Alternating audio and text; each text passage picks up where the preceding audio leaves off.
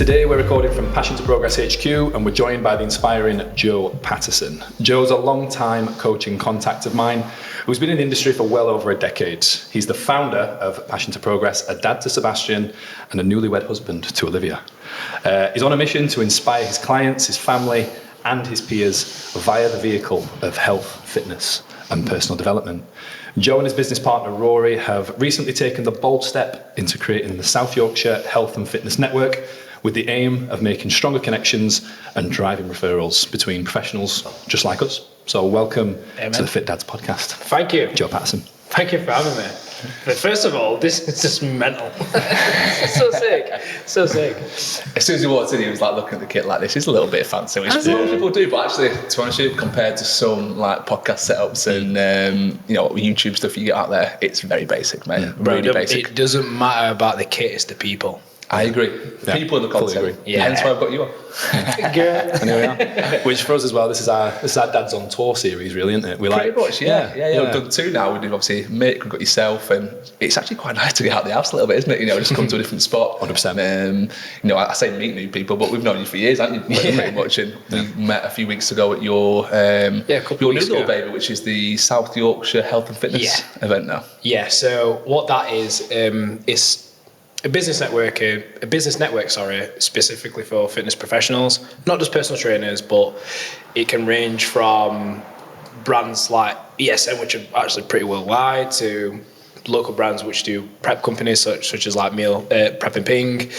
We aim to like connect the dots with everyone because you can learn so much more from more people than just yourself. And I host it in here, just shift all the kit around. We have them bi-monthly, sometimes monthly. Get people in, and it's basically we give you an agenda and this is what it's going to be, so that you leave them with a bit of education as well. Yeah. And since the baby's been growing, the growth of people who've been coming in to like do educational talks have been awesome. Like we literally had a massive accountancy firm in last talk, and also a guy called Colin from Colpod Movement. Sick. And I'm learning stuff from people who I've never met, and they're giving their value as well, and it just like coincides with everything without conflicting. So pretty sick.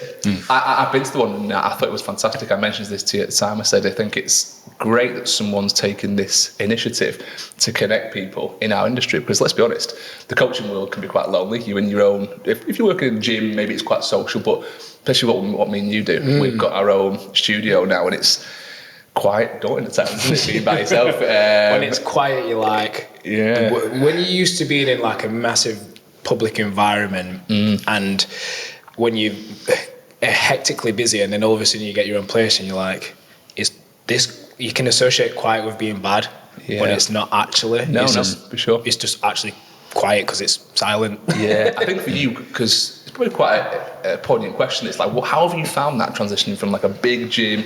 I say big gym, Muscle Madness is a decent size, and it's got a good membership base. How have you found that going into self-employment and then being here by yourself?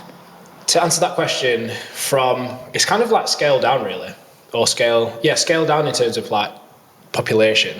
So from being at Ponds Forge, which is like the centre of Sheffield, 1,000+ people coming in every single day, and then like EIS or Graves Tennis and Leisure Centre, and then the population getting a bit smaller, and then Backstreet Bodybuilding Gym, and then going to a private personal training studio.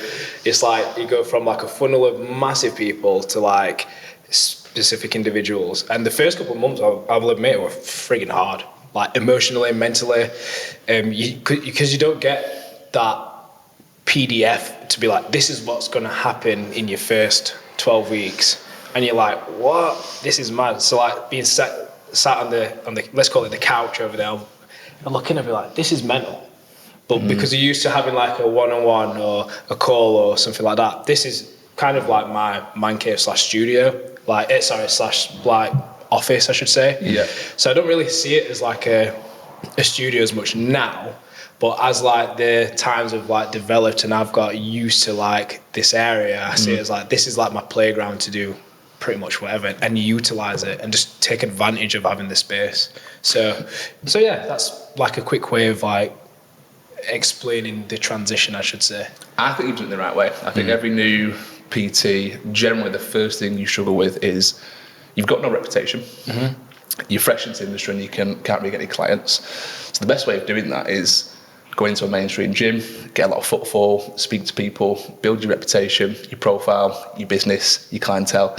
And then as you go through the years, all those things grow, you get more established in the area, and after that, you don't need to be as present on a gym floor. Correct. You can then, just through word of mouth and the amount of people you've worked with, recurring business, referrals, all these things start to play more into the fact that having your own studio could work potentially. So I find that that's kind of how it worked for me, although I jumped pretty much straight into the deep end. It was like, learn how to swim. Yeah, I wouldn't recommend the way I did it, to be fair. But, a few things we were talking about even before the podcast is like the sink or swim mentality, and just like get stuck in. Sometimes it'll fail catastrophically. If that's even the word, it is. We'll claim it. That's the one. Yeah, that's fine. That's fine. But also, I think it's nice to put that pressure on you. One thing you mentioned again before the podcast, pressure makes diamonds. Like, I think you get the best out of yourself when you put yourself in that position of back against the wall. Yeah. Shit, what am I going to do now?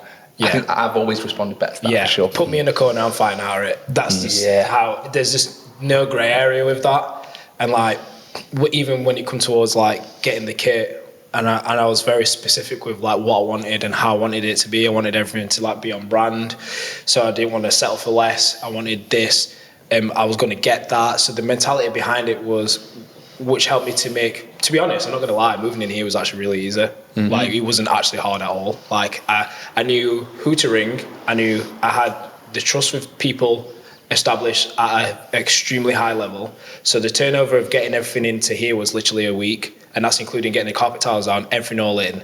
And then because he was already refurbished, it was just like, yo, clients were coming in on Monday and we're going to crack on like nothing's happened. Whereas like, if this was Joe when he first started off, I'd be like, right, where do I start? I might have blasted all of my money on one bit of kit and then have dribs and drabs. So you learn. It's like a muscle. Your business is a muscle, what you have to train, and if you want it to grow, you've got to exercise in different ways and like put these things in the cauldron to make it like build up and do these other bits and bobs. So I'd love to know what Joe in year one would have spent his money on in this gym. Vibration plate in the corner. Just five grand on a power plate, He's read my mind. Power plate and just literally some frigging ladders to do some drills on. But no, like Joe back then would have thought, what a cash. I don't spend it out in the gym. Fuck that. True. Not mature enough. Yeah, not mature. For sure. Not mature. And I think from getting your own gaff, and when you do one room at a time or whatever, you understand like the true meaning of money and the value of it, and like where it can go, and it's worth holding off for something to get something better. You don't need to rush. It's a process. It's like you have to take it step by step, and that's basically my brand, really. Passion to progress. I have a passion for making progress, and the goal is always to like just inch that bit forward. Sometimes the small steps don't really seem like much, but when you look back, you think, hang on a minute, like we've actually done all right here. Do you know what I mean? Yeah. So, I remember a few years ago actually when you came up with that phrase, passion to progress, and I think I saw you in JD, or it was Exercise for Less. Exercise for Less, one of the two. And I remember just thinking of that phrase and how poignant it was in what we do. Like, if you want to progress, there has to be a passion for it. Like, you can't just hope for progress. You have to get passionate about it, and you have to get passionate about everything you do if you're going to achieve things. And it is awesome to look back sometimes and think, we went through some shit, got it done, and just big yourself up a little bit, I think. Yeah, it's life, innit? Like life. Obviously, I'm big into personal development, and you kind of, as awful as it sounds, you need them tough times, because you don't know, and especially as a trainer and a coach or mentor, whatever you want to call it, those tough times gives you like the tools to then help a client to help someone else up. You can't drag them up, because that's not what you're meant to do. You can help them up by seeing where you can relate to them, and being able to relate to people, what I think is just a massive way to like see someone thrive and progress. And that's where that passion comes from, because you've got the potential, even though it's like a difficult situation what you're in. there is some sort of silver lining somewhere, and it's just down to you to understand you are allowed to look for that. You are allowed to use that situation to your advantage to like move forward and do what you need to do. And yeah, I could go down the rabbit hole forever about it, but I think the main thing is that with passion you kind of get free energy. Like you don't need to force as much things because you're in a flow state. Like if you know that like with training that you're passionate about training, passionate about your work. Don't get me wrong, when that 5 a.m. alarm goes off, you think, like it's a bit early, but when you're with that person, when you're with that client, and like you don't think, oh, clock watch. You think they're paying for something. This is my service. That's what I want to do. If you think like that already, you're passionate about what you do because you want to help that person. Like no matter what they've presented to you or what you're like, I feel like all of us have got some sort of like burning desire to do something and give something back in some sort of way. And then some people don't because of bell ends, but but it is. Well put. Which I want to explore that. I know Ryan's touched on it already about the phrase, what it means to you. I want to know what you do if like that passion ever drops. Like, has that ever happened to you, or how do you help clients through when their passion seems to dip? When it drops, that's due to doing too much and not. There's a very big phrase in my life what I like to use, and it goes by this: when a fisherman can't fish, they repair the nets. So if I can't catch anything, if I can't do anything, I need to just step back and just repair what I've got. And relating that to like work or whatever, it's not that I lose the passion, it's more like the energy, because you've said yes to too many things, or you've not said no enough, or you've not had enough rest, or I've like pushed too far with like a challenge or whatever, because I like that pressure. And sometimes pressure can burst pipes as well as make diamonds. So it's one of them ones where I find it's not so much losing it, it's more like it hinders it, because you can't do everything. You can do most things, but what I've learned is that you need to give yourself some time to like recoup and just re-energize. How do you choose what to say yes to in your eyes? If someone's maybe flooded with opportunities, and maybe they're like us, they're self-employed, but they're really good at what they do, they've got all these opportunities coming in, how would you advise that person to maybe trickle down their options and know what to say yes to without getting overwhelmed? I think that's quite easy done, isn't it? Yeah, very. Yeah. To a quick way of how I do it is, will it help me to move forward? Is it in relation to my core values? Does it pay well? Because monetary status is a big thing what sometimes we can forget about. Like, is it worth actually doing that thing? Like, don't get me wrong, give things like away and do things and have passion projects for sure. Yeah, exactly. Like, but I think when the more you're in them predicaments, the more you know, like, is this actually worth doing that? So that's just something what comes with experience, really. So whereas like now I'll get bigger projects faced towards me, and you kind of like your killer instinct will be like, this is a scary yes, but I know if it pulls off, this is a good yeah. But if it's like, no, it's not really worth doing that, it's just like, no, but I know someone who can fit for that. And it's similar to like if you get faced with like a client and it's not really in relation to what you do, I know there's a person for you. Go to that person because you sound like a really good fit, and everyone wins then. You don't waste any time, client or person wins, and then obviously you don't have like any weight on your shoulders moving forward, and you have the energy to do the stuff what you want to do or currently doing.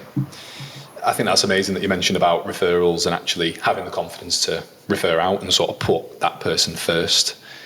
What do you think stops professionals referring out maybe a little bit more often? Ego. Scared of people robbing the work, and it's just silly. It's a very, in my opinion, I think it's very silly, because there's 60 million people in the UK plus, and you're going to worry about work. And I think, do you know how many people there is? Like, how many people you drive past or walk past or on the bus or whatever? There's 8 billion people on the planet. You are going to find a client. You are going to find someone who's going to be in relation to you. Like, with who we were 8-10 years ago, like, with just being Sheffield based, like, personal trainers, to now hybrid trainers where we do online coaching here, there, and everywhere. You'll have clients all over the planet. You'll have clients all over the planet. I've got clients all over the planet. And it's like, even in that borough where that client is, they've got a personal trainer there too, which they could have gone to. So it's like, there's always someone out there. It's just like buying a car or trainers or shoes. Like, if you limit yourself to that mindset where like, you think that this is going to happen because of this, that will come true. Because if you believe in manifestation or anything like that, it does work in positive and negative ways. So if you think, right, I shouldn't do this, I'm going to just grab onto him. It's like, no, like sometimes it's okay to like just nurture that is helping someone make a better decision. Like sometimes you might have, I don't know, a random number, you might have 99 clients and that 100th person is just too much just to tip you over the edge, and you just need that space back because it's a very time consuming job, and you want to value your time, and sometimes it's just worth not necessarily is it offloading? Probably offloading. It's probably worth saying this is worth doing that. And I think no is a very powerful word to say, and sometimes we don't say it enough, but we've got to have boundaries, and we've got to have like values, and people have to respect that, and we have to respect what we say as well, and we've got to stick to his words. So we are the most important people in the business. Like we're running it, and us being happy, energetic, full of life, giving the best service. If 100 clients is too much and 99 clients is perfect, and that 100th client just tips you over the edge personally in terms of the way you're feeling, it's worth saying no to. There's no amount of money that can, satisfy you essentially. It's one of those things, isn't it? Like I said, there's always clients out there. There's always too much. It's about sometimes saying, this is my values, this is what I want to do. Have a little bit of time to myself. I think that word no is quite poignant in Joe's life right now. We spoke about your son before we started. How's that right now? Do you know what? It's such a blessing. I actually didn't want kids, Didn't want kids. Didn't want to get married. Didn't want a house. Compromise. I just wanted to be a bachelor. It's all about compromise. I'm not gonna lie, Olivia. I'm sorry. The episode of this is called Mr. Compromise. So Literally. Man, oh man. Well, but basically, like. So what happened there? Was it just all girlfriends, now wives' influence? Yeah, woman's touch. Yeah, woman's touch. Never had a proper woman in my life. Don't get me wrong, my mum, mama, I'm sorry. No, like, she just slammed her fist in the same. All those years. Boy, what I say. But basically, like, no, woman's touch. I needed it. Like, the thing with Olivia, she knows what she wants, but she also knows what I need, and she's not afraid to express it. And like, because of her family and my family and how we see everything, it's like that's something what we both always wanted. Like we're very fortunate that both sides of our family are like extremely loving, and I mean like it's a huge family and everyone, I would say everyone loves each other, and that like abundance is something which is like contagious. And like when we sit at the table on Sundays and we have like barbecues or whatever, because we do them quite often, and it's like those are very priceless moments. And like obviously the longer I've spent with Olivia, the more I'm like, yo, this is sick. And then we've been together 5 years. We've known each other a long time, but we got together 2019, and then COVID sped up like the relationship because we spent a lot of time physically together. She literally were like, you're gonna move in with me because we've got the space to do it. I was like, say no more. I'm pretty like mega laid back. I'll just do like things, but when I'm like no, I don't want to do that. Like, so you went with the flow on that one. Went with the flow of it. Took my Xbox with me and played COD. It was so sick. Literally, just 6 months straight. Oh mate, like I'll get in paid with my grants, and then like I was doing this. And I'm like, this is is this retirement? This is sick. So like, obviously with COVID, with how everything went, and just how the stars aligned up. Really, I wanted to move out anyway. Because I was saving to do that. Olivia wanted to move out anyway because she worked in the estate agency at the time, so she knew what to look for.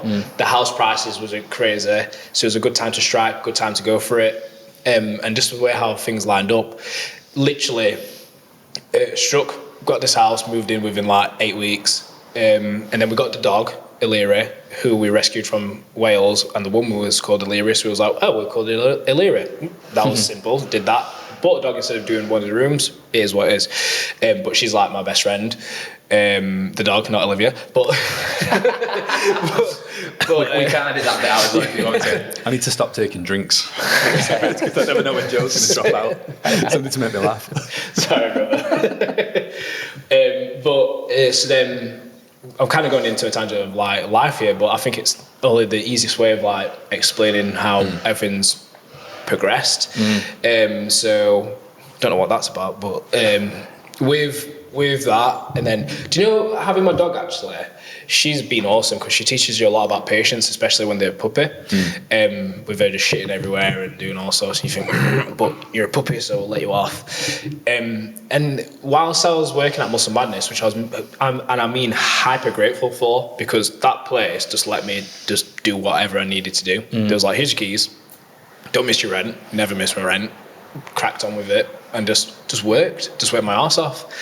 And it got to a point where then, fast forward a little bit, Olivia became pregnant, and then with her maternity, it was absolutely awful.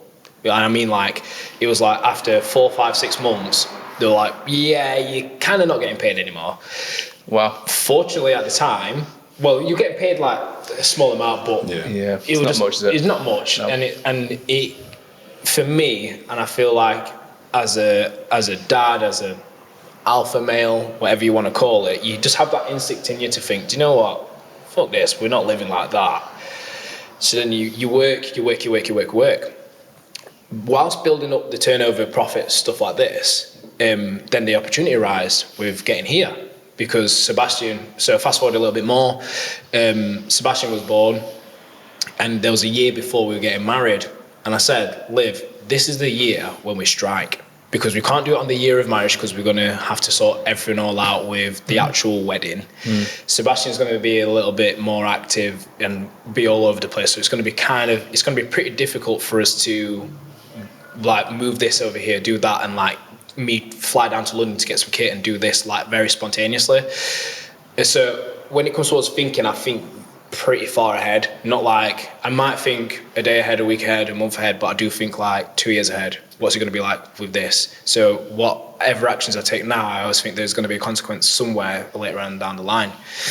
So with that being said, in the year of 2022 into 23, Sebastian's very young, like his baby, like doing his cot stuff, pooing every minute, drinking every minute. Just being a baby. Being a baby. Yeah. But I took advantage of Olivia being off because she's self-employed now, and it allowed me to like do what I needed to do.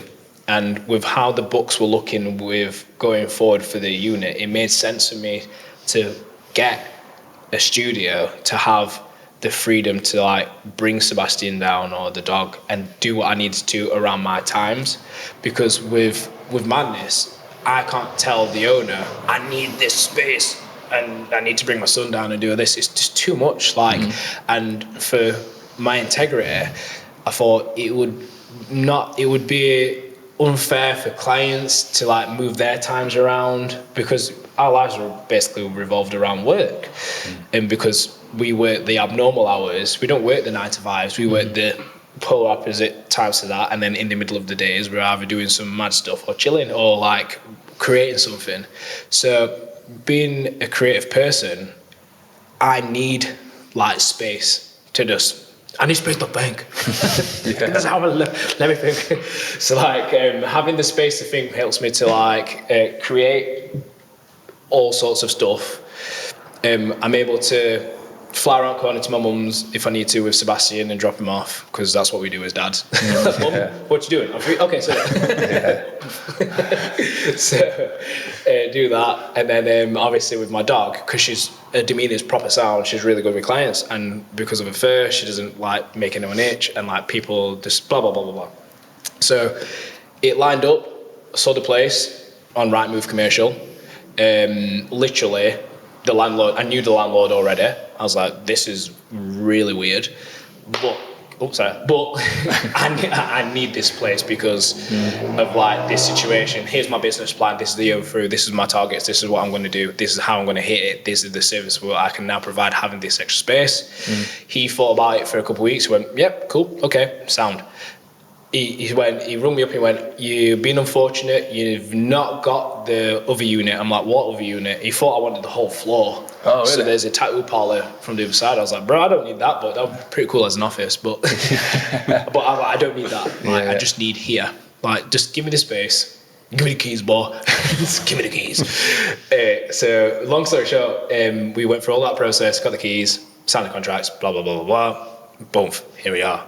And this is why, like, from there, having a good woman in your life and having focus and having like a purpose, like in goals, and knowing what your goals are and what you want to do, gives you that like energy to like move forward. And I use my family as like a way to put pressure on me, really, to be like, you know what, I'd rather work my arse off so that we can go away 4 or 5 times a year, do what I need to do. Sebastian can see my mum, do whatever. And this is just like the fruits of the labour from the shift work and the cleaning of equipment, what I used to do back in the day. And I like see it as like, do you know what?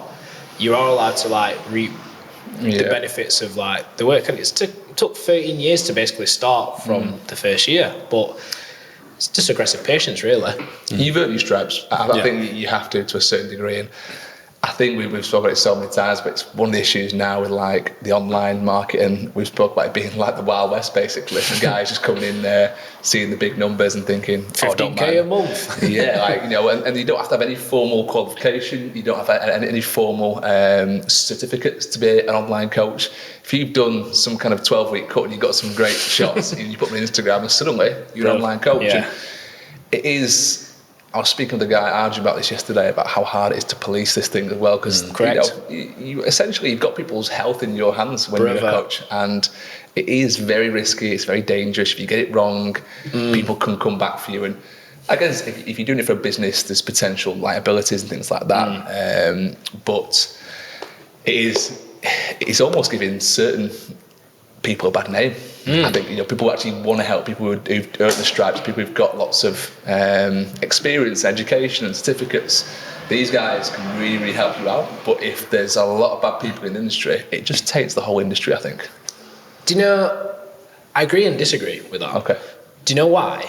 Because for instance, for ourselves, do you know, with the quality of what we do, it helps us to just be different anyway. Yeah, true. So I think, I agree. I think you can stand out in a market, but it also comes back to, you get some guys who are great marketers, but they're not great coaches. No, and they're difficult. I mean, as a pundit, as someone who wants to go out there and, or punter, should I say, someone who wants to get out there and is interested in personal training, how do you differentiate between the people who really know what they're talking about and the people who are just really good online? Do you know, back in the day, there used to be this thing called the Flame. And they used to go around gyms, like massive commercial gyms, and they get like a flame award. Basically, do you know, like when you in school, you used to get like the, what's it called, Ofsted? Yes, they're like the Ofsted of the gyms. Wow. And we should do something like that. Hey, there's dust there. Do like house doctor, gym doctors. I remember this. Like, I've not thought about flame for so many years. Do you know what I mean? Yeah, I remember it. I remember it well. Yeah. And that's what. And do you know another thing as well? So the disagreement part was that part, but the agreement part is like, do you find that even for us, sometimes we have to clean up the messes of them transformation coaches? For sure. Like when I get a client in and they've like, I've done this, and I've like, there's a rather funny story, and it was something about pine cones, and someone was like, you need to eat these pine cones. I was like, what? Pine cones? What?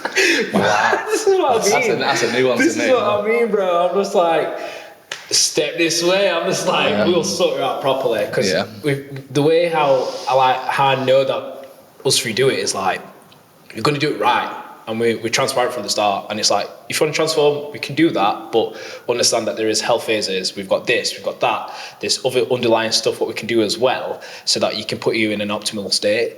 And these dudes are just like, I'm just going to do a shoot, which bearing in mind is like, don't get me wrong, it is hard work, but it doesn't. I usually use this as an example. Like, say for instance, they do a 12-week transformation cut, but I don't go to steel factory over there after 12 years so you can be like, I'm an expert welder.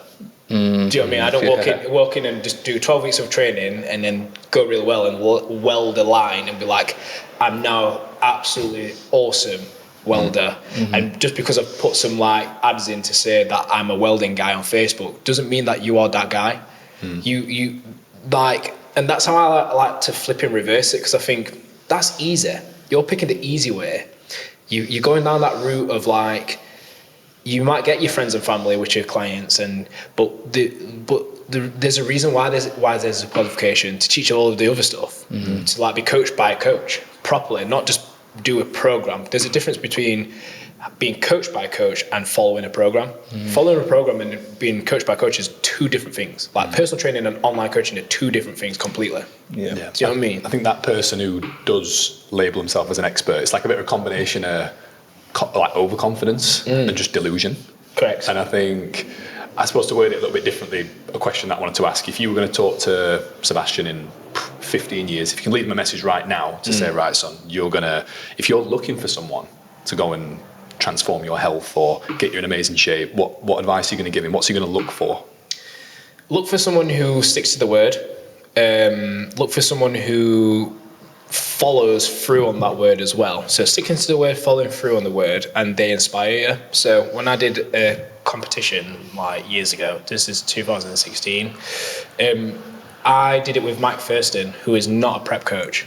So he did online coaching at the time, but I just approached him. I was like, yo, I like your ethos. I know you don't do prep, but can you coach me?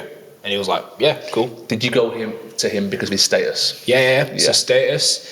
And when you're fresh into the industry, it's easy to kind of like be who's the coolest people, who's making the most noise, who's big online kind of thing. And you think they're the best coaches, but it doesn't always work out that way. Fortunately with Mike, he wasn't massive back then. So he didn't have like all of his million followers and stuff like that. Yeah. Back then he was a lot smaller, and he used to have a gym himself with a guy called Joe Patterson, funnily enough.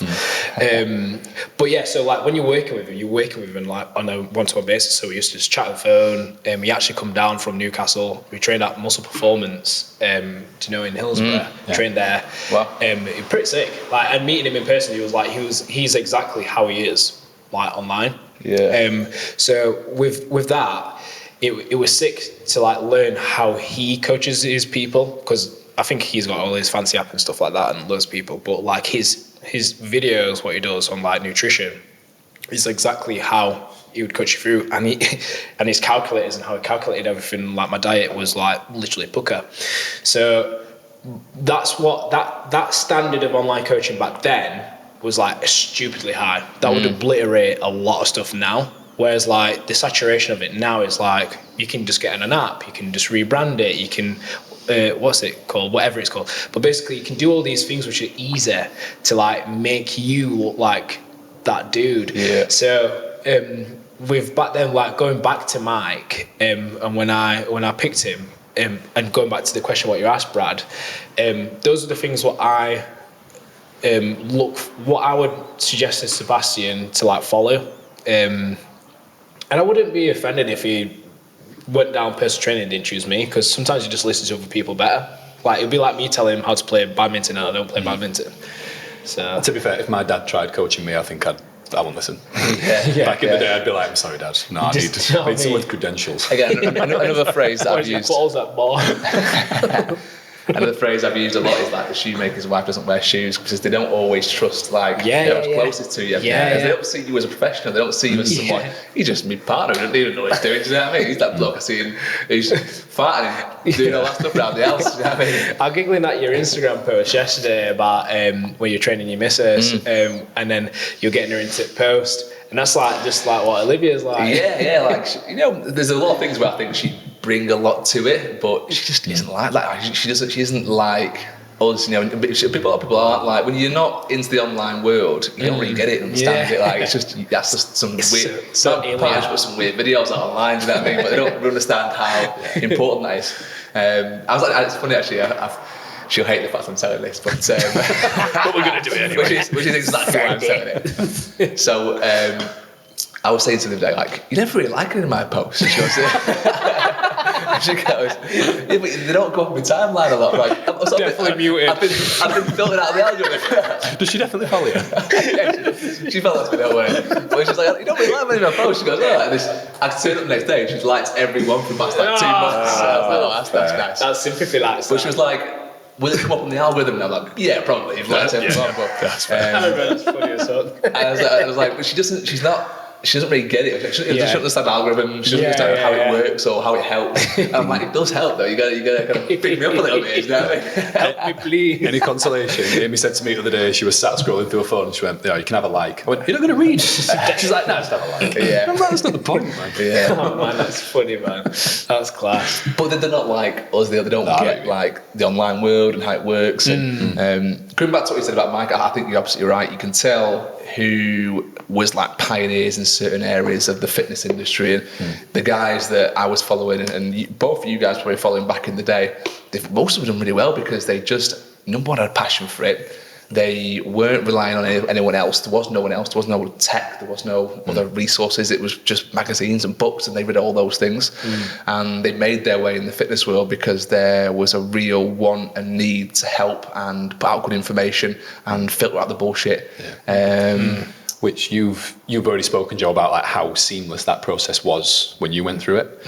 I know you're a big fan of cars, so one question I was going to ask you is if you can compare your coaching process to a car journey, all right? What does that look like? So from the start, all right, maybe someone chooses to get in the car, all right? That's the first step with you. Okay, right. So like to a destination. Yeah. I was going to talk about spec. Yeah, I mean, I thought you were going spec. Specking it up. Let's go spec first. Okay. Spec might be the avatar. I'm thinking spec's the perfect client, maybe. So so when you're choosing a car, let's go with Porsches. We'll go with Porsches because Porsches are... You see, okay, right. So a quick way of like explaining a journey with myself and like what spec to choose. Porsches have got like they've got the coupes, SUV, and electric at the moment. So you've got 3 specs, 3 classifications really. So we've got like, let's call it fat loss, athleticism, strength. I like what you did there. So do you get what I mean? So straight away, client, that's what I offer, and that's all what I can offer. If that's not what I can give you, go to Ford or go to Ferrari or whatever, because they've got these other options. So these are my 3 options. Okay, so let's say for instance they pick a 911. So we're going to go for athleticism, but we are not fussed about competing at the Olympics, so we'll just go for a base model 911. Solid. You can do most things. You can probably don't drive a winter, but if you are, put some winter tyres on or something like that. It's going to turn a few heads. It's going to turn a few heads. But like with this athletic drive that we're about to go through, you do have to wait, because to build this car to your specification, we've got to get the colour right, we've got to get the chassis right, we need to understand, do you want manual or PDK, automatic? Do you want it to look like this? How do you want it to feel? What do you want to do? So these are like the options, what I'd say, what seriously do you want to do here? Okay, we want to do X, Y, and Z. Okay, so the turnover rate for this is roughly, depending on how much you want to invest into it, is going to be, let's say 3 months, 6 months, 9 months, might even be a year. If you're going for a high spec, it's going to be a longer time. So that's how I see like the fitness journey. So because if you think about it, like everyone, elite athletes, the top performers, the best of the best, have not done things for 12 weeks. They do it in mesocycles. They do it in these little chunks, but they consistently do it for decades. Nick Saban, one of the best NFL coaches of all time, says trust the process. He said there's 5 options what you can choose. You can either choose to be poor, to be average, to be good, excellent, or elite. if you want to be excellent or elite, that's a decision what you have to be ready for.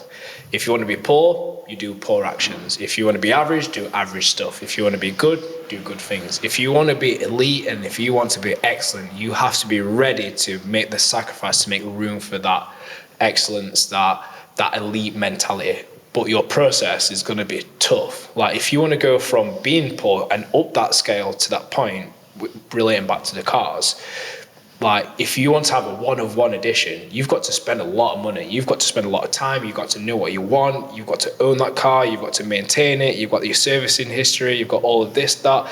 I think sometimes Porsche at the moment with like really rare cars, they actually say you can't sell it in the first couple of years. You're signed to keeping it. Correct. Wow. So like it's the same. So like that's. Well, you can. I think you probably talk about GT3s and 4s and stuff. That's like really high up. If you, for number one, they have to choose you to buy it. Yeah. Wow. You get picked. Yeah. You don't just sell it to anyone. Yeah. They'll go to their top customers basically. Literally. And then you're not allowed to sell it in the first 2 years, something like that. And if you do, you get blacklisted from the you never dealership. Not allowed to buy it again. But honestly, I think that's actually a really good analogy. The car thing, the specs. Yeah. It's so true because every dealership is a different coach. They all specialise in different things. And there's so many progressions that you can get in the car, regressions you can get in the car. Yeah. I think it really is quite poignant for what we do. But I will say as well, I didn't prep Joe with that question. Like to see you just riff off that was amazing. Yeah, wow, ADHD baby. Fully he also mentioned a lot of things that I have no idea what they were. He was talking PDK, like that's just straight over my head. No idea what that is. But again, we we always say like when someone takes an interest in something, if you can link it to something they know. So talking from a client, for example, I've got clients who are into like World of Warcraft and anime and like just random stuff, and I try and take an interest in it so I can relate it to it. Do you know what I mean? It's exactly. like I think an analogy for clients they understand is really good as well. Helps them get it. Yeah, I think relating it to a known, like there'll be car enthusiasts who listen to that and they'll go, "Yeah, I get you, Joe. I understand. I know what you mean." And for me, in my I don't really understand cars, but to hear you say that in such a simple way, I'm like, oh yeah, I get it now. Yeah, you love football, so in other ways, like you've got semi-pros, you've got semi-pro footballing teams. Then you've got like your professional football teams. Then you've got League 1, League 2, League 3, Championship, Premiership, Champions League. And it's a bit like, where do you want to play? That's what you'd say to your client. Like, do you want to play at a high level? Like, do you want to play at the best level? Because we've got the tricky thing I think with clients sometimes is they want to be advanced and elite. They like what they see. They like what they've seen other people do it. But then when push comes to shove and they realise what it takes, it's then quite hard to accept that the decisions you're making, they're not going to get you there. This is the category you are, and that's quite tricky for clients sometimes. And it's sometimes then hard to keep those people motivated and actually have them be okay with being just a bit average. That's okay. Average isn't bad. Like, you're going to look pretty good. You're going to be okay. But you've got dreams of doing this, and your actions are here. You've got to be so realistic. Like when I've got a couple of clients who turn over millions a year, and I'm not going to tell him train 8 times whilst you work nationwide and do this, and you've got kids and a dog and you've got houses to look after. Like you've got to be transparent, and they'll respect you more for it because they're paying you for your advice, and your advice has to be like, this is literally what you've told me, this is what you want to achieve, and to bridge that gap we might have to drop some things out of that to make it work. So it helps you to go far. It's helped me with clients like that because then they're like, I'm focusing on my health. I don't need to get shredded. Don't get me wrong, everyone wants to like look as best as they can, but what you'll find is that what I found, is when I've said that to like a business owner who's like a couple of business owners to be fair, like they then stay on for a longer time retention wise, and they naturally get into better shape because you give them the tools. Agreed. They've got the info in them anyway because they have to run the business at a high level, and it's way higher than us. So like it's about communicating in a way where you're not dictating, but it's like you're just leading them. You're like you can only lead a horse to water, really. You can't force them to drink, but sometimes you have to keep on leading them because they don't get it. But like then it clicks and they go, actually I'm the person who's getting in the way. Like no one else. It's actually me. Like Yeah. Not as in me, as in I'm on about them thinking and reflecting back into themselves. A bit of a phrase that I regularly, semi-regularly say to clients is, what do you need to know from me to not need me anymore? And that's quite a dangerous thing to say from a business standpoint, but I mean it. I want to know what you need to be like, Brad, if you went to Cuba tomorrow and disappeared, I'm all right. Like, I know what to do. I need to know that stuff. And when you built that relationship up, when you probably need to know from them exactly what they need to go solo, that's our job. Like, You've hit the nail on the head. Like I used to joke around and say, if I get knocked down and killed tomorrow, are you going to stop training? And if it's like, do you see what I mean? It's like, sometimes you have to like jab them with like a little, yo, listen, like, I know it might sound but at the end of the day, you need to learn these skills and carry on through with your life and your offspring or whatever, because this is how we make a healthier society. Yeah. Do you know what I mean? Like, but a lot of that is like educating as well as coaching, and I think it's something that's undervalued, and a lot of clients will come in there and you can see there's an intent to learn and to understand, and they're asking key questions. Yeah, okay, someone who really wants to progress and gets it. Then there's people who you're saying things to and you kind of know it's just something they're doing for sure. Yeah, they're just like, just tell me what to do and I'll do it. And they don't understand it, they don't get it. You're talking about macronutrients and carb cycling and nutrient timing, and they're like, just tell me what to eat, bro. I don't have it. Sometimes it's important they understand it though, because when they understand it, like you said, if Brad ever does want to Cuba, that sounds quite nice, by the way. I might join you on that one. Where in Cuba? You know, they need to know what to do and how to take the reins, and that education process is something that, again, it's a fine line, because some people do switch off to it, and if every session's them coming in there for a lesson, they might just be like, okay, I'm not here for this. But it's drip feeding it in quite a nice way, I think. I regularly have clients who it's the right client but at the wrong time. So I've just had a client return, and I'm pretty sure you guys have had this before, where maybe a client's worked with you in the past, didn't do very well, and then they come back, they're in a better state, and this client who's just returned, the relationship's better. Yeah. Which me and Ryan spoke about this at length recently, like how a supportive partner can benefit you. Like if someone's maybe listening or watching who maybe the partner's not too supportive in their health ambitions, is there any advice you'd give to them? If they're not too supportive, I actually say being selfish ain't a bad thing. It's being selfish, right? It has a massive negative association with it.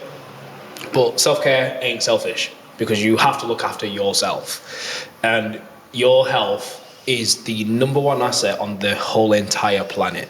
I don't care what anyone says. It doesn't matter. So like my range of clients goes from pro athletes to massive business owners to mums with 2 kids.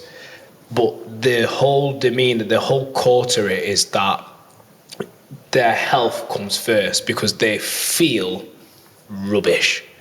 So you have to make and carve out, whether if it's 1 hour a week or 1 hour a day, you've got to make it work with what you've got. So whether if that's, I've got a client who comes into the gym once a week and it's just with me, and then everything else is like walk the dog with the kids and do what they can, because the job's pretty active.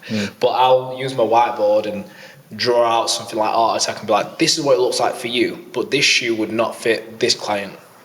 This is going to make you healthier, but the chances of you getting absolutely shredded is pretty far away. It's not unachievable, but if you decided to commit more and make more time, and you found that you was much more comfortable in the confidence and letting go of some things, then you will get there. But you've got to explain. I can't just dump that all at once. You've got to like build a relationship with this new person. You've got to also be transparent and say, listen, this is what it is. We're not worried about over in the distance. Let's focus on the now. Let's be present. Well done, you've made it in today. Let's smash it. Okay, right, cool, shit, you're on your period. We need to like do all this stuff. Okay, here's some stuff on like period training. Like, this is how we're going to work around this. And then they're like, whoa, they're understanding the body even more, because you're educating them that information. But going back to the question about unsupportive partners, when you have a burning desire for a goal, you're going to be misunderstood most of the time. Not everyone's going to get it, because not everyone's achieved that goal. Like when I was going for this, when I've done various things, what the hell are you doing, Joe? But I just think, sometimes I ask myself that. What have I done? But like, when it comes towards doing it, when you know that you've got it in you and you know that when you want something, like, just do it. Like, I think life is too short to regret. Like, take a chance, take a risk and lose a chance. I think having a supportive partner massively helps. It will, be tenfold if they've got you back. Mm-hmm. But it's not like a necessity. They don't have to have you back. No. It's nice. It's nice to know there's someone there. But being a bit selfish sometimes means that you can move worlds around you, you can move people around you, and they'll adapt to you if you can just show that mild amount of selfishness. It's knowing what to say yes to. Like if you say yes to a marathon and you're going to be out in the house for hours on end when actually you need it at home, might not be the best goal to say yes to. If you want to do it, it's going to take some communication. Exactly. Yeah. So like, it depends on. Relationships a broad word, isn't it? Like some people are in relationships where they hate the person for like 10 years, and some people are in a relationship where they're absolutely beside. It's all down to where are you in your relationship? How transparent can you be? What is your goals? Like with that communication, understanding what either of your goals are, then you will be able to like devise a way to be like, okay, let's do this. So say for instance for me, I'm very goal orientated and Livia's very holiday orientated. So like I'll be like, right, this is my goal and this is what I'm going to do. I might do Sheffield 10K, half marathon, do this, do that, whatever. And she'll be like, okay, but I'm going to book this holiday. And sometimes I work it around it. So then my cycle of training is pretty intense and I know that I can just back off. Very fortunate in that way, but that's how our dynamic of our relationship works. I don't think I've ever heard about anyone being holiday orientated. You've met my wife. My wife's the most holiday orientated person you'll ever meet. Yeah, I think they get along pretty well. Having said that, actually, I think my missus has given up on me for being holiday orientated. She knows we'll just go and we'll go. We're not very good at planning us, so we just book it like we're going to go away next month. Do you know what I mean? I think I'm very similar. Well, in our situation, it's very similar to yours and Olivia's. We're both self-employed, so I think we both sort of look and go, when could we go away? How could we go away? Where should we go? So it does like really get your mind thinking and I'll be honest, I'm super inspired by what you've said so far. Thank you, dude. I am. I love that car analogy. I think everything you've said so far has been absolutely amazing. Yeah, and to hear the whole journey's been really cool. And I think I said I've known you for a long time, and you've always been someone who's just been a great voice in Sheffield and in our industry. It's just someone whose sound comes across really well. You can tell he's very, very into and invested in their clients as well. That really comes across online. And I've got one other question that I wanted to ask, actually, something that's a little bit off the beaten track and maybe a little bit deep as well. Like, what's been the toughest moment in your career? Like, what's drove you to the darkest spot, would you say, in your career so far? Which darkest spot? One thing we didn't ask you, but if you normally do as well before we come online, it's like which questions are offline. So feel free to answer this in any way you want. But like, no.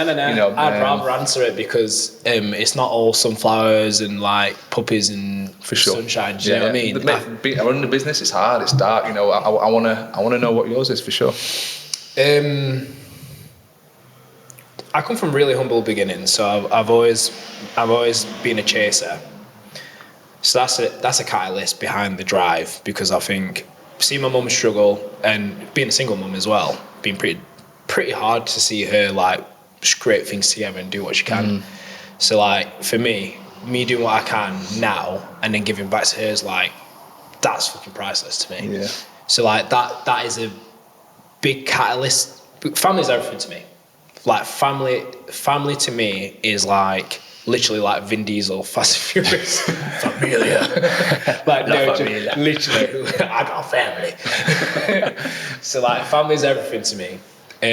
Other difficult times was like when a business venture years ago. In that week of that business venture failing. So quick short story. I went into a business venture with a business partner, and I decided to leave because of a situation what I was in, which breached my core values. And I thought, fuck this, I ain't bothered. And I had no to my name, and I split up from my ex at the time. And I'll never forget it. it's funny as fuck. There's one bit which is funny as fuck. So like left the unit and I thought, fuck this, I'll seek my vengeance. Split from the missus in the same week. Went to the doctors because I thought I pulled something in my abs, but she was like, it's just stress. Like you literally have that bad stress that your body's like falling apart. Hence why I love personal development so much, because I was like, I am ever feeling like that fucking shit again. Driving home from that situation, this fucking woman runs in front of my car and knocks my wind mirror off. I'm like, what the fuck? What else could go wrong here? And then I literally had 250 quid to my name, which is like fuck all. So I was in a pit where I had nowhere to work from. I had loads of clients. I needed a new base and I had fuck all cash. And I'm mentally fucked and physically fucked. So like, I sold my car. I cried and got my keys back off Dave at Muscle Madness, which I'm hyper grateful for. I was like, I need my keys back. He was like, come here, son. So give me my keys back. And then from that day, and massively, like social media then was like all around this venture, and I just pulled the plug because I was like, there's something not right here. And I knew something wasn't right. And when your gut's telling you this ain't good, listen to it. What was the breakdown in that venture? What was the breakdown in it? What caused it? Yeah. Contractual stuff. A lot of shit where you're like, you're not allowed to be like this, and a lot of stuff what could have been easily resolved if it was more mature. We went balls deep into something massive and then started to do the paperwork and stuff at the end, which was just wrong. So the paperwork were like, you're contracted to do this, where you have to pay rent plus 1% of your wage, plus do gym hours, and plus do all of this shit, as well as do all of this other stuff whilst I do fuck all. I was like, I ain't a dickhead. I'm off vibing, mate. I'll fucking smash your face in. I'm sorry. I'll keep it 100. Fuck that. So I thought, do you know what? And you know, that lesson was one of the best lessons I've ever learned in my life. Because every single business venture that I go into, read every contract, transparent with it, and know what's on the table. And it was the best kick in the teeth I've ever needed to level up my mindset and mentality going forwards. And splitting up with the lass at the time, that was another thing as well. Like a lot of emotions were up in the air, and like when you're trying to fight and stay fit as well, and then obviously you've got clients like, I need your help with this. It was just like just getting pounded and pounded and pounded. And how I got my way out of it was like I just started reading. I just needed to switch off, so I just picked up the Daily Stoic, which is the easiest book ever to read, 1 page a day. 366 pages, gangster stuff. Opened that bad boy up and then reread it, then went down the rabbit hole of like more reading, and then because it's so time consuming and it gives you time back, it's helped me to become wiser. I didn't want to say that, but become more wiser to situations or whatever. I don't know if that's modest, but it's helped me to give advice based off what I've learned and what I've experienced as well. So that was a pretty dark time. Other dark times, I can't actually say because that's not good. I can't. That's something which is not done with me, but I was in this situation. Yeah. But it was a catalyst as to one of the reasons why I wanted to have my own place again. So, but. Yeah, so skipping that one. And then just, I'm my granddad. My granddad's not here. When I met my granddad, so my mum and my dad are split up, long story short, but they have a good relationship with each other, which is proper sound. When I went over to Jamaica, because my dad lives in Jamaica, I met my granddad for the first time ever when I was 10. And he said something to me.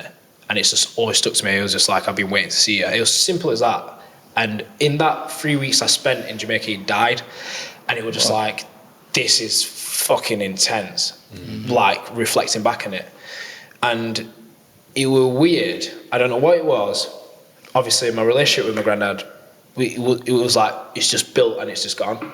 And I think... That's a wild moment. Like, you meet someone, I can imagine. And you've waited your whole life to meet him, and then while you're there, they pass away. Yeah, so I met my dad for the first time, met my granddad for the first time, met my grandma for the first time, and then granddad dies of a stroke, and he died. It's like he died peacefully, knowing that he met me, and I was like, this is fucking what the fuck. And then like ever since then, that's always been something which is like what I use as like a bit of an oomph when I do feel a bit shit, because everyone feels a bit shit.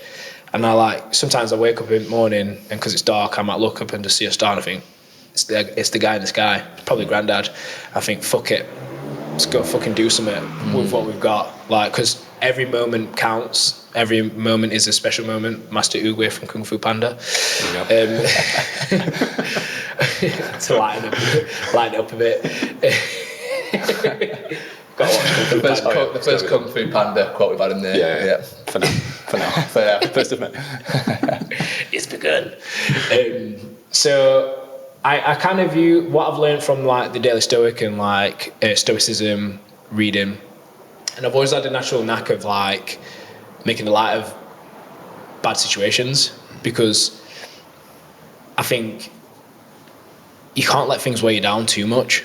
It's good to have a bit of weight behind it because that's a meaning, but for me, like when I see clients go through dreadful stuff, and I mean I've gone through some stupid shit which would be here all day, but like that's where I can relate to him so deeply, because I'm like, this isn't just who you see here.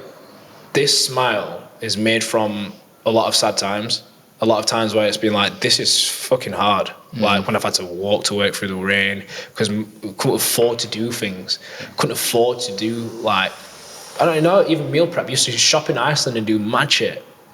But like, so I see the value in time, money, people, and things. And when someone's a knobhead, they are genuinely, in my eyes, if someone's a proper arsehole, I think you are actually genuinely a dickhead. Like, because there is so many people out there who genuinely need help. You're just being a victim who likes being in that negative pool. And some people just don't realize that they've been negative that long, that's now their demeanor, and it takes a lot to reverse out of that. Even for me, I've had therapy. Like, I've had therapy sessions and it's been sick, but like, it wasn't for anything like... Would you recommend them for people? Yeah, mate, therapy is so sick. If you get if you get a good therapist, it's so sick. Someone you get on with, understands you. Mate, it is sick. Like, Olivia did it because she's got OCD. It's not the cleaning shit, but it's like obsessive and compulsive disorder. I did it because I was just like, I just wanted to know a bit more about myself. She was like, this is the last you need to go to. She basically did like a car service and MOT in it. This is what, she asked me some mad questions, like proper random stuff. I was like, that explains everything. So like, my ADHD isn't like, it's like, I can control it, but I've already got systems what I've built from the years of personal development which control a lot of the stuff. But knowing exactly why and what the triggers are. So like, alcohol for me is a massive trigger. My frontal cortex is tiny, naturally tiny. So like, you give that alcohol, impulse behaviors amplified to extreme levels. So, but there's also a funny thing called God mode. So like, God mode's like when you go hyper focused, you can go hyper focused. So like, when it comes towards like building something or being creative, I could just get lost down the pit of 2 hours of creating some mad stuff, like video editing, whatever. But I'll be like, or like even that carpet outside. I was like, I ended up finding the carpet. How can I get my logo onto that? What can I build to put onto the carpet? Which colours are going to be the best? When's this going to turn over? Is it going to come in time for opening up the unit for all this stuff? Hyper focused. But I didn't realise that was it. I thought, I just can go after it. But then that back off and like tiredness is the opposite side. So it's extreme either ends. Yeah. So it's learning. Therapy is awesome. I always recommended it to people anyway, but it's awesome to just know about yourself. Just know a little bit more, especially from a third tier party, because they literally see you at face value and be like, you're a dickhead. You're an asshole. They will literally be like, this is what's going on. This is what is, and you can just tell when like for us, I like to think that we're all good judges of character. And you know, when you come across someone who's got like the demeanor and you know that someone's qualified and they're like doing stuff and you're like, oh shit, like this person means business.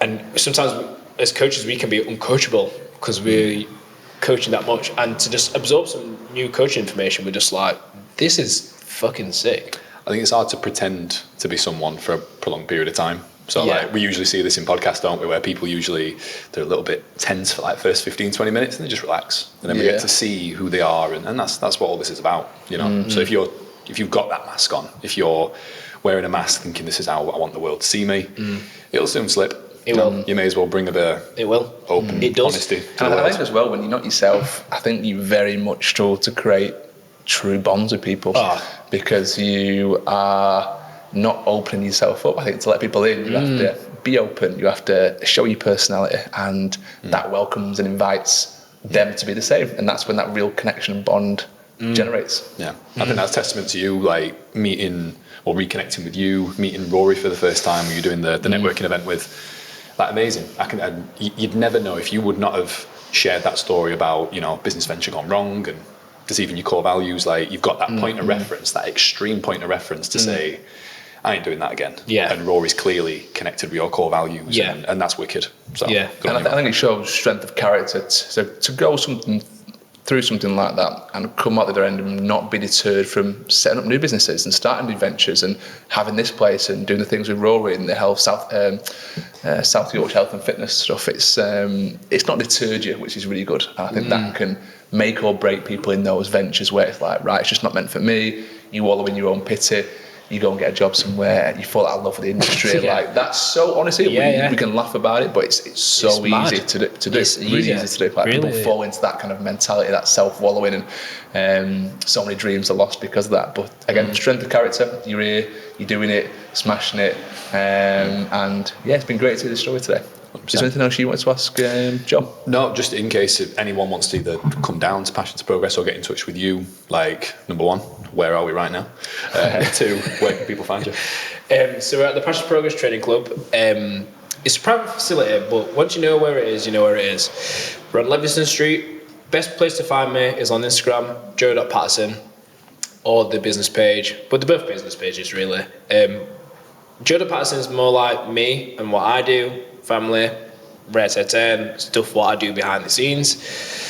Passion to Progress TC is like transformation pictures, the results page, and like tips and tricks. And then YouTube, Joe Patterson PT. I've started to get really into that because I need to visually be like, this is what I do and this is how I do it, because texting, I can't do it. As I've been terrible with replies. It's fine. Voice notes are fine. We love a voice note, don't we? Yeah, we do. Yeah. I forgot what your question was. In terms of where can people find you, which you've gone through. YouTube, Instagram.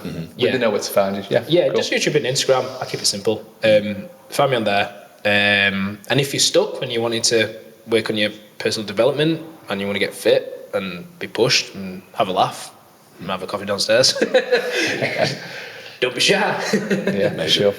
Can't recommend him enough. Yeah, absolutely. Same. And I was just going to say, like, we've both gone through similar journeys, almost in tandem. We've both gone different directions, and I'm really proud of you, man. I'm gled to see you doing what you're doing. My man. Yeah, lads. For sure. Agreed. We've got to do a workout, by the way. Oh, yeah. Not now. Yeah. Not Put me on the spot now. Guys, thank you for joining us on the Fit Dads podcast, and we'll see you in the next one. See you soon. Nice one. Cheers, John, man. Anytime. Appreciate that. Mate, my man. Thank you. Awesome.